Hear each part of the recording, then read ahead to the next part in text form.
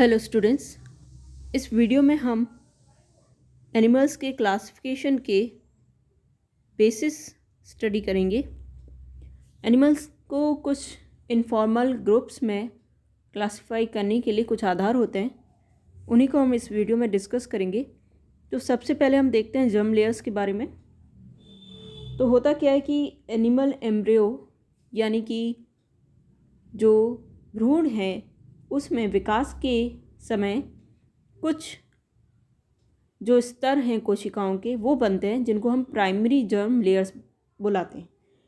ये जो स्तर हैं कोशिकाओं के, ये गैस्ट्रुलेशन अवस्था के दौरान एम्ब्रियो में बनते हैं और इन्हीं जर्म लेयर से जो है जनन स्तरों से जो इंडिविजुअल है या जो वयस्क है उसमें जो भी टिश्यूज़ या ऑर्गन्स अंग पाए जाएंगे वो सभी इन्हीं जनन स्तरों से डिराइव्ड होंगे। तो ये जनन स्तर या तो 2 होते हैं संख्या में या 3 होते हैं। तो उसी के आधार पे एनिमल्स को, प्राणियों को जो है 2 प्रकार के इनफॉर्मल ग्रुप्स में बांटा गया। एक है डिप्लोप्लास्टिक एनिमल्स का, यानी कि जिसमें 2 जनन स्तर या 2 जर्म लेयर्स पाई जाती हैं। पहली कहलाती है एक्टोडर्म, जो कि बाहरी होती है, और एंडोडर्म और जो कि अंदर की होती है। इसके अलावा ट्रिप्लोब्लास्टिक एनिमल्स में यानी कि 3 जर्म लेयर्स इनमें जनन स्तर पाए जाते हैं। एक है एक्टोडर्म, बाह्य जनन स्तर, एक एंडोडर्म जो अंतर है, और बीच में जो है मध्य में मीजोडर्म उपस्थित होती है। तो डिप्लोप्लास्टिक एनिमल्स के कुछ उदाहरण हैं। पॉरीफेरा फाइलम के मेंबर्स होते हैं इसमें, सीलेंट्रेटा फाइलम के यानी स्पॉन्जीज और सीलेंट्रेट्स डिप्लोप्लास्टिक हैं, यानी उनकी जो बॉडी है वो केवल 2 जनन स्तरों से डिराइव की गई है, एक्टोडर्म और एंडोडर्म, यानी जितने भी सेल्स हैं बॉडी में वो इन्हीं 2 जनन स्तरों से आए हैं। ट्रिप्लोब्लास्टिक एनिमल्स के कुछ उदाहरण हैं। फाइलम प्लेटीहेल्मिन्थिस से लेकर जितने भी ऊपर के फाइलम होते हैं, निमेटोडा हो या आपका Annelida, Mollusca, arthropoda, Echinodermata, Hemichordata और कॉर्डेटा, ये सब जो बाकी के एनिमल्स हैं ये ट्रिप्लोब्लास्टिक एनिमल्स कहलाते हैं, क्योंकि ये इनमें जो जनन स्तर हैं वो 3 होते हैं। त्रिस्तरीय एनिमल्स हैं ये। इनमें जितने भी सेल्स या टिश्यूज़ या ऑर्गन्स हैं वो सब इन 3 जनन स्तरों से डिराइव्ड होते हैं, इन्हीं की कोशिकाओं से बनते हैं। एक है एक्टोडर्म, बीच में इनके मीजोडर्म है और अंदर है एंडोडर्म। उदाहरण के लिए जो डाइजेस्टिव सिस्टम है, पाचन तंत्र है, उसके ऑर्गन्स जो हैं एंडोडर्म से डिराइव्ड होते हैं।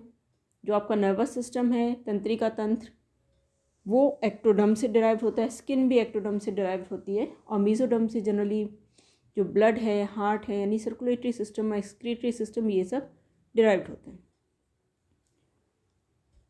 फिर आगे हम देखते हैं सीलोम के बारे में। सीलोम भी एक बेसिस आधार है एनिमल्स को कुछ इनफॉर्मल ग्रुप्स में क्लासिफाई करने का। तो सीलोम, सबसे पहले हम देखते हैं कि सीलोम है क्या। सीलोम होती है आपकी बॉडी कैविटी। बॉडी कैविटी यानी कि जो वयस्क एनिमल्स हैं उनमें जो उनकी गट होती है, जो गट होती है, डाइजेस्टिव ट्यूब जो होती है, उसके और बॉडी वॉल के मध्य में जो स्पेस पाया जाता है, जो खाली जगह होती है, उसे बॉडी कैविटी, सीलोम या गुहा बुलाते हैं। तो ये जनरली मीजोडर्म से लाइन रहती है, एक फ्लूइड के द्वारा ये भरी रहती है। और इसी बॉडी कैविटी में हमारे जो आंतरिक अंग हैं वो फ्रीली जो है सस्पेंडेड रहते हैं मिजेंट्रीज के द्वारा। तो इसी को हम सीलोम बुला रहे हैं, जो कि जनरली ज़्यादातर जो एनिमल्स हैं उनमें देखने को मिलती है। सीलोम की प्रेजेंस, एब्सेंस और किस तरह की सीलोम है, नेचर के आधार पर एनिमल्स को, जो मेटाजोन्स हैं एनिमल किंगडम में, उनको 3 टाइप्स में डिवाइड किया जा सकता है। ये इनफॉर्मल ग्रुप्स हैं। जैसे कि पहला है ए सीलोमेट। ए का मतलब यहाँ एब्सेंट से है, यहाँ पर सीलोम एब्सेंट है, यानी ऐसे प्राणियों में या ऐसे एनिमल्स में सीलोम प्रेजेंट ही नहीं होती है, इनको ए सीलोमेट बुलाते हैं। इसके उदाहरण हैं आपके स्पॉन्जीस है, सीलेंट्रेटा है, टीनोफोरन्स है और फ्लैटवर्म्स, प्लेटीहेल्मिन्थिस हैं। इसके अलावा कुछ और माइनर फाइला हैं, गैस्ट्रोट्राइका, काइनोरहिंका। तो इनमें क्या होती है, सीलोम प्रेजेंट ही नहीं है, यानी किसी भी प्रकार की बॉडी कैविटी नहीं है। एक्टोडर्म और एंडोडर्म जनरली इनमें जो है देखने को मिल रही है। अगर मीजोडर्म भी है तो भी इनमें क्या होता है, मीजोडर्म में एक टिश्यू पैक्ड रहता है, जिसके कारण इनमें कोई स्पेस या जगह नहीं होती। फॉर एग्जांपल प्लेटीहेलमिन्थिस में जो एक्टोडर्म और एंडोडर्म, क्योंकि ये ट्रिप्लोब्लास्टिक में आता है प्लेटीहेलमिन्थिस, उसमें एक्टोडर्म एंडोडर्म और बीच में मेसोडर्म उपस्थित होती है। लेकिन मेसोडर्म में कोई गुहा होने के स्थान पर एक टिश्यू जो है प्रेजेंट रहता है, जिसे हम पेरेन्काइमा बुलाते हैं। तो इस तरह यहाँ पर भी गुहा क्या है, अनुपस्थित है। तो ये एसीलोमेट में आते हैं। इसके बाद बात करते हैं स्यूडोसीलोमेट्स की। स्यूडो का मतलब यहाँ पर है फॉल्स से, यानी एक फॉल्स या नकली सीलोम या बॉडी कैविटी इनमें प्रेजेंट है। यानी कैविटी तो है लेकिन उसे हम ट्रू सीलोम या असली कैविटी, असली गुहा नहीं कह सकते। क्यों? क्योंकि ये जो बॉडी कैविटी है वो, इसका जो ओरिजिन है, इसकी जो उत्पत्ति है वो मेसोडर्म से नहीं हुई है और ना ही ये मेसोडर्म द्वारा लाइंड रहती है कैविटी। ये क्या है, ब्लास्टोसील एम्ब्रियो की, जो कि वयस्क में परसिस्ट कर रही है, उसी को यहाँ पर सीलोम बुलाया जा रहा है। तो इसलिए एक फॉल्स सीलोम है, क्योंकि ना तो ये मेसोडर्म से उत्पत्ति हुई है इसकी, ना उसके द्वारा लाइंड है। इस तरह की सीलोम को हम सीरोसील बुलाते हैं। और ऐसे जो एनिमल्स हैं जिनमें ये पाई जा रही है उन्हें सीरोसीलोमेट्स बुलाते हैं। जो सीरोसील है यानी फॉल्स सीलोम है, ऐसी गुहा है, उसमें भी एक फ्लूइड या लिक्विड जैसा फ्लूइड जो है वो भरा रहता है, जलीय पदार्थ कह सकते हैं आप इसे, जल जैसा पदार्थ भरा रहता है। और ये जो लिक्विड है जिसे हम सीडोसीलोमिक फ्लूइड बुलाते हैं, वो ऐसे प्राणियों में जिनमें ये सीडोसील मिलती है उनमें हाइड्रोस्टैटिक स्केलेटन का फंक्शन करता है, यानी एक प्रकार की स्केलेटन बना लेता है इनमें और मूवमेंट, लोकोमोशन में हेल्प करता है, गमन में सहायता करता है ये सिस्टम। इसके अलावा जो सर्कुलेटरी सिस्टम है, क्योंकि इनमें नहीं पाया जाता, तो वहाँ सर्कुलेशन का भी काम करता है, यानी न्यूट्रिएंट्स की, वेस्ट मटेरियल्स का जो ट्रांसपोर्ट होता है एक जगह से दूसरी जगह बॉडी के अंदर, वो भी परफॉर्म करता है। सीरोसीलोमेट्स के उदाहरण हैं निमेटोडा, रोटिफेरा, यानी राउंडवॉर्म्स इसमें आती हैं, राउंडवॉर्म्स, गोल्ड कृमि जिन्हें बुलाते हैं हम। उसके बाद तीसरे प्रकार के एनिमल्स होते हैं यूसीलोमेट्स या सीलोमेट्स, यानी जिनमें एक ट्रू सीलोम, एक सच्ची देह गुहा प्रेजेंट होती है, उन्हें यूसीलोमेट्स या सीलोमेट्स बुलाया जाता है। ट्रू सीलोम किसे कहते हैं? ऐसी गुहा जो कि एम्ब्रियोनिक मेसोडर्म से ओरिजिनेट होती है। तो होता क्या है कि ये जो मेसोडर्म है उससे ओरिजिनेट हो रही है ऐसी गुहा, और इसी गुहा को मेसोडर्म से एक लाइनिंग मिलती है जिसे हम सीलोमिक एपिथेलियम बुलाते हैं। ये सीलोमिक एपिथेलियम या पेरिटोनियम, एक इसके जो सेल्स होते हैं फ्लूइड सिक्रीट करते हैं, एक जिसे सीलोमिक फ्लूइड बुलाया जाता है। सीलोमिक फ्लूइड इस सीलोम में, ट्रू सीलोम में भरा हुआ रहता है। तो इसे हम एक ट्रू सीलोम कहेंगे, क्योंकि मेसोडर्म से ओरिजिनेट हो रही है, भ्रूणीय मेसोडर्म से, जो एम्ब्रियो में मेसोडर्म होती है लेयर, उससे ओरिजिनेट हो रही है। साथ में मेसोडर्म के लाइंड होने के कारण इसे, इसकी जो लेयर है वो सीलोमिक एपिथेलियम कहलाती है एडल्ट में, और ये जो एक फ्लूइड सिक्रीट करती है इसे सीलोमिक फ्लूइड कहते हैं। और इसी कैविटी में जो ऑर्गन्स हैं वो लाई करते हैं फ्रीली। ट्रू सीलोम के भी दो प्रकार हो सकते हैं, वो अभी हम देखेंगे। उससे पहले ये इस डायग्राम में हम देख सकते हैं टाइप्स ऑफ सीलोम को। तो एक तरफ ए पर आप देख सकते हैं कि एक्टोडर्म एंडोडर्म प्रेजेंट है, यानी ऐसे एनिमल का अंदर का ये कट है जिसके अंदर जो है सीलोम एब्सेंट है। तो यहाँ देख सकते हैं केवल दो लेयर हैं, एक्टोडर्म एंडोडर्म। एंडोडर्म जिसको लाइन कर रही है वो गट है इसका, और एक्टोडर्म एंडोडर्म के बीच में कोई स्पेस नहीं है, यानी पूरी बॉडी में कोई कैविटी या गुहा जैसी चीज़ प्रेजेंट नहीं है, इसलिए इनको एसीलोमेट्स बुलाया जाता है। इसके उदाहरण हो गए स्पॉन्जी, सीलेंट्रेट्स, वो डिप्लोब्लास्टिक एनिमल्स भी होते हैं। इसके बाद ए डैश जो डायग्राम है उसमें आप देख सकते हैं एक्टोडर्म प्रेजेंट है, बाहर की लेयर, अंदर की जो डाइजेस्टिव ट्रैक्ट या गट को लाइन कर रही है वो एंडोडर्म है, और इनके बीच में मेसोडर्म उपस्थित है। लेकिन इस मेसोडर्म में कोई खाली जगह नहीं है, इसमें एक टिश्यू ऊतक भरा हुआ रहता है जिसे हम पेरेन्काइमा बुलाते हैं। इसका उदाहरण है प्लेटीहेलमिन्थिस, यानी जो आपके चपटे कृमि होते हैं उनमें ए सीलोम पाई जाती है, यानी कोई सीलोम नहीं, यहाँ पे कोई खाली जगह नहीं है क्योंकि सारी जगह पर पेरेन्काइमा प्रेजेंट है, तो इनको ए सीलोमेट बुलाते हैं। दूसरे तरह के ए सीलोमेट हो गए जो कि ट्रिप्लोब्लास्टिक भी हैं और ए सीलोमेट भी है।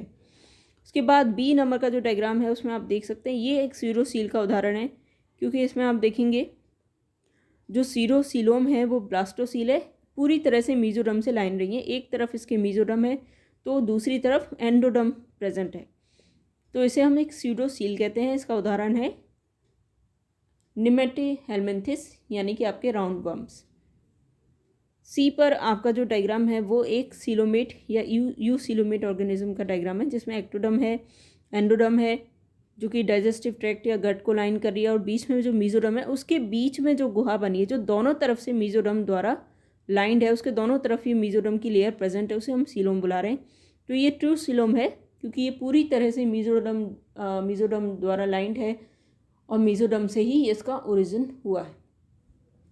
अब देखते हैं सीलोमेट में भी जो है दो तरीके से सीलोम का फॉर्मेशन हो सकता है।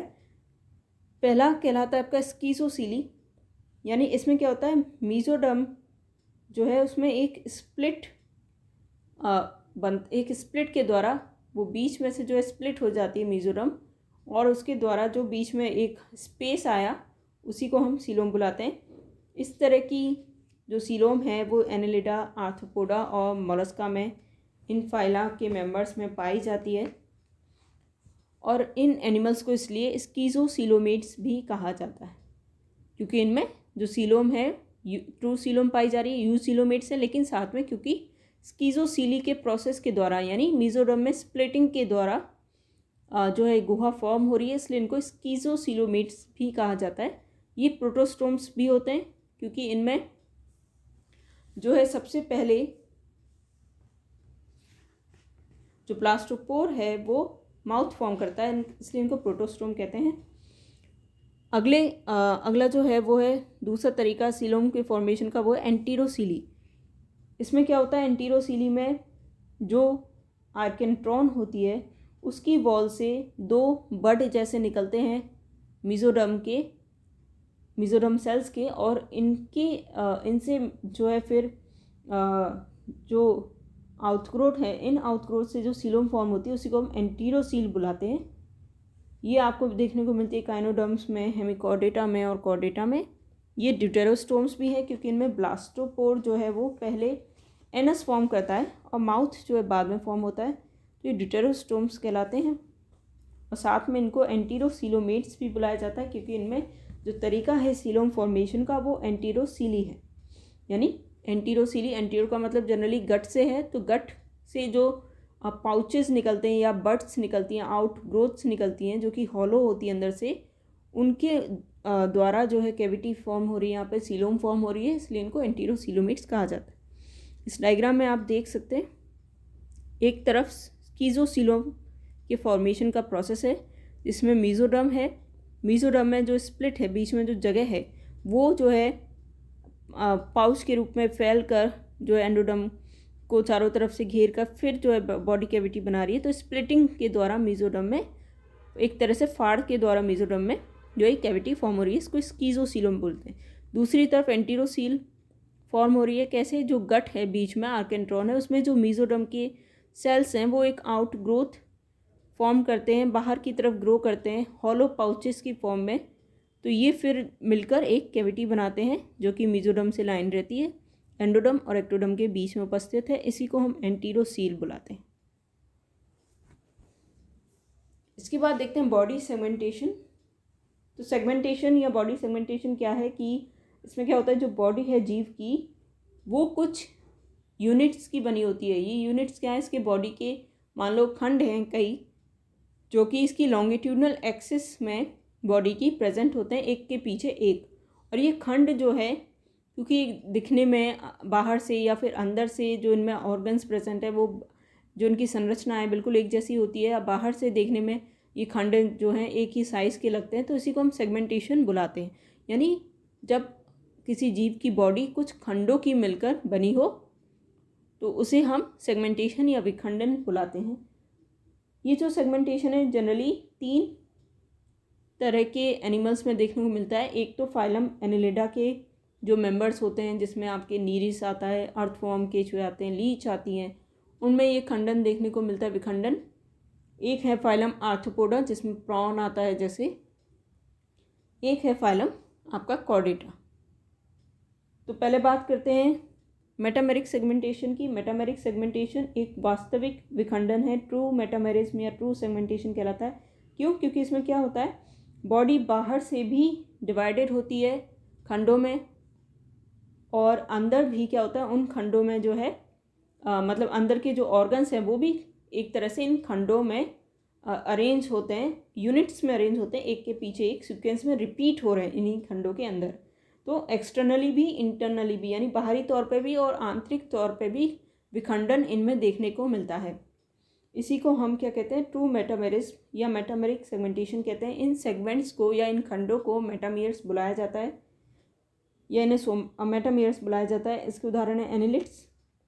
तो सेगमेंटेशन जो है एनालिट्स में देखने को मिलता है वो ट्रू सेगमेंटेशन है, ट्रू मेटामेरिज्म है, क्योंकि आप नीरिस या अर्थ फॉर्म में देखेंगे तो सेगमेंट्स जो है बाहर से भी आपको बॉडी दिखेगी कि खंडों से मिलकर बनी है, और अंदर भी आप देखेंगे तो इन खंडों में जो है वही ऑर्गन, सेम ऑर्गन्स जो हैं बार बार रिपीट हो रहे हैं, सेम अंग रिपीट हो रहे हैं। तो एक खंड एक यूनिट की तरह है और पूरी बॉडी कई सारे ऐसे यूनिट से जुड़कर बनी है। इसके अलावा सेगमेंटेशन फाइलम आर्थ्रोपोडा में भी देखने को मिलता है। फाइलम आर्थ्रोपोडा के जो मेंबर्स होते हैं उनमें केवल एक्सटर्नल सेगमेंटेशन देखने को मिलता है, केवल बाहरी तौर पर इनकी बॉडी आपको खंडों से मिलकर बनी होगी, लेकिन अंदर क्या होगा, ये खंडों में अंग जो हैं वो खंडों में विभाजित नहीं होंगे। तो केवल बाहरी विखंडन है आर्थ्रोपोडा में, जबकि कॉर्डेट्स की बात करें जैसे मनुष्य है उसमें आंतरिक विखंडन देखने को मिलता है, वो भी केवल कुछ ऑर्गन्स के केस में। फॉर एग्जांपल वर्टिब्री जो आपके कशेरुकी होते हैं उनमें जो है एक तरह का विखंडन देखने को मिलता है। कशेरुकी एक के पीछे एक लीनियर सीक्वेंस में अरेंज होते हैं, उनको हम अलग अलग बॉडी रीजन्स में उनको बांट सकते हैं। जैसे सर्वाइकल यानी गर्दन वाले कशेरुकी जो है वो सर्वाइकल कहलाते हैं। फिर आपके थोरेसिक कशेरुकी होते हैं, थोरेसिक वाले हिस्से के जहाँ फेफड़े उपस्थित हैं। फिर उससे नीचे वाला हिस्सा आपका लुम्बर है, फिर सैक्रल है, फिर कॉडल। तो यानी वर्टिब्री जो होते हैं कशेरुकी वो इसका उदाहरण है। इसके अलावा कशेरुकियों से जो भी नर्व्स, ब्लड वेसल्स या मसल्स वगैरह जो जुड़ी रहती हैं वो भी विखंडन शो करती हैं। तो मनुष्य या कॉर्डेट्स में जनरली आंतरिक विखंडन देखने को मिल रहा है। आर्थ्रोपोडा में बाहरी या केवल बाह्य विखंडन है, एक्सटर्नल सेगमेंटेशन। मैन और कॉर्डेट्स में इंटरनल सेगमेंटेशन, और एनालिट्स में एक ट्रू सेगमेंटेशन, ट्रू मेटामेरिज्म देखने को मिलता है। इसके अलावा सूडो मेटामेरिज्म होता है फॉल्स सेगमेंटेशन, यानी एक केवल आपको आभास मिल रहा है कि इसकी बॉडी सेगमेंटेड है लेकिन असल में वो सेगमेंटेड नहीं है। ये देखने को मिलता है टेप वर्म्स में। जो टेप वर्म होती है आपके फाइलम प्लेटीहेलमिन्थिस यानी चपटी कृमियों का एक उदाहरण है। टेप वर्म्स में क्या होता है कि बॉडी कई सारे सेगमेंट्स की मिलके बनी होती है। सेगमेंट्स जो है गर्दन वाले हिस्से से शुरू होते हैं और बिल्कुल एंड तक जो है इनका साइज़ जो है धीरे धीरे इंक्रीज़ होता जाता है, यानी समान साइज़ के नहीं है। और ये जो सेगमेंटेशन है इसलिए ये जो है स्यूडो मेटामेरिज्म या स्यूडो सेगमेंटेशन कहलाता है। तो ये जो है ना तो एम्ब्रियोनिक ओरिजिन का होता है, यानी ऐसा नहीं कि भ्रूण में ही विखंडन की शुरुआत हो गई हो और फिर ये एडल्ट में देखने को मिले, बल्कि होता क्या है, ये एडल्ट में एक प्रोसेस होता है जिसके द्वारा ये स्ट्रॉबिला से ये जो सेगमेंट्स हैं या जो जिनको प्रोग्लोटिड्स कहा जाता है ये जो है वहाँ से निकलने शुरू होते हैं, धीरे धीरे इस तरह बनते हैं। तो ये एम्ब्रियोनिक ओरिजिन का मेटामेरिज्म नहीं है और केवल बाह्य होता है। यानी ये जो सेगमेंटेशन है इसमें हालांकि कुछ जो ग्रेविड प्रोग्लोटिड्स होते हैं वो देखने में सिमिलर होते हैं। उनमें रिप्रोडक्टिव ऑर्गन्स के नाम पर यूटेरस सब में प्रेजेंट होता है और रिप्रोडक्टिव ऑर्गन्स भी इनमें देखने को मिलते हैं। जो मैच्योर प्रोग्लोटिड्स हैं उनमें उनको हम कह सकते हैं कि वो आपस में सेम होते हैं, यानी उनमें अंदर भी जो अरेंजमेंट है ऑर्गन्स का वो हर खंड में एक एक जोड़ी रिप्रोडक्टिव ऑर्गन्स का देखने को मिलता है। लेकिन ये ट्रू मेटामेरिज्म नहीं है, केवल सूडो मेटामेरिज्म, क्योंकि ये भ्रूणीय अवस्था से ओरिजिनेट नहीं होता, इसलिए इसे ट्रू मेटामेरिज्म नहीं कहा जाता। केवल वयस्क में ये नेक से यानी गर्दन वाले हिस्से से इनकी बडिंग होना शुरू होती है, तब ये प्रोग्लोटिड्स जो हैं फॉर्म होते हैं। तो ये हो गया सूडो मेटामेरिज्म जो मिलता है टेप वर्म्स में, और मेटामेरिक सेगमेंटेशन या ट्रू मेटामेरिज्म पाया जाता है आपके एनालिट्स में।